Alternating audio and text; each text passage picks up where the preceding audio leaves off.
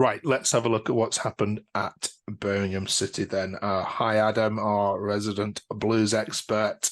We've got to ask you, pal. When we last saw you, you just come off the back of an astounding win against West Brom. Everything's going well. The best probably start Birmingham's had to a season for a while, and then come Monday, your manager's gone. Tell us what's happened and what the terraces are saying about it all, mate.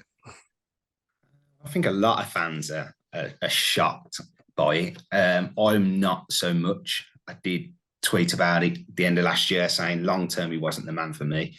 I tweeted about it 3 or 4 weeks ago saying I don't think he'll survive this international break. Lo and behold, the start of the international break, he goes and gets sacked. For me, I just think the new owners have come in. They've got a plan, they've got a vision, and I think the way in which we've lost a few games, the way in which we've drew them, have just not been good enough. Which I agree. I don't think he's set the team up to win a few of these games, and he's been happy to take draws. These new owners aren't going to accept that. There's a bit of deja vu about this, though, isn't there? Because back in 2016, when Rowett was similarly going, I think had started similarly well, and then you get rid of him, and then from that point you've struggled. So there must be some fans thinking, here we go again. We finally get a manager who's putting us in and around the playoffs, and we go and get rid of him. Yeah, there is a few, and at the time with the old Rowett Zola thing, that was a lot more of a shock even to me. At that time, I was thinking, Christ, what have we done here? But listen, we're 3 points. 3 points off 15th. I think we could drop as low as if the next set of results don't go our way. So one game can change a lot in this league. One game can change a lot. We're not playoffs. I don't think we're there yet. Okay, so it wasn't a surprise that he perhaps wasn't the long-term plan there, but how surprised are you that Rooney's the man that they've gone for? Yeah, I think a lot are surprised by it, aren't he? Because he's not been doing great over in America at the minute, but he did well on Derby. I know they went down, but if you took the points deduction off it, they'd have finished about 8 places above Blues that season. So he did a good job with the squad he had. Listen, it's PR, isn't it, why they've done it? It's a big name. It's one of the biggest names in football, especially English football, attracting future players. Who are they going to want to play for? Wayne Rooney, John Eustace. I think the answer's obvious. Where does the current side, though, sit? Because Rooney likes his teams to play a pressing game when they can. He likes his teams to defend very narrow. He likes to build from the back. Is your squad going to cope with that? Because at times when they have lost games, they've looked short on energy and have looked yards off it. Is this style going to suit the purposes of what you've got? You ain't going to get it out of some of these players that are there now. Some of these players aren't good enough. I've been saying that for a while. They're not going to. Rooney ain't going to change that at all. So it's going to probably be the January transfer window and maybe the summer that he'll really be able to put his mark down on the squad. Up until then, he's just going to have to work with what he's got and try and bring a style of play in that what he wants to match up with what the squad is. Yeah. So there are. I mean, I've read a lot of Twitter and I've seen a lot of comments on Blues forums that says they don't want Rooney here at all. What do you say to those fans? This hasn't gone down well, has it? With a large section of the There's some, but don't bother coming if that's your attitude. I mean, that's ridiculous. You're not going to back the manager. I mean, we've got one of the biggest names in football.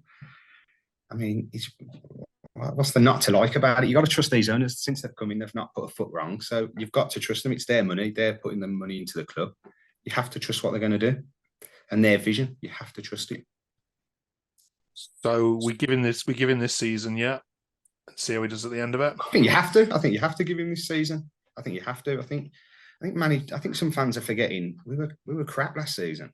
I think since Christmas, I think I read something the other day that I think we only won 6 out of the last 22 games of last season. I mean, it's hardly playoff form, is it? I don't accept that. Tell us what happened at West Brom then, just while we've got you, and then we'll have a look at the Middlesbrough game in a bit. Went a goal down, 3-1 winners. It's just turned it on, didn't you, again? Yeah, but when went 1-0 down, that's obviously the big thing about the penalty decision.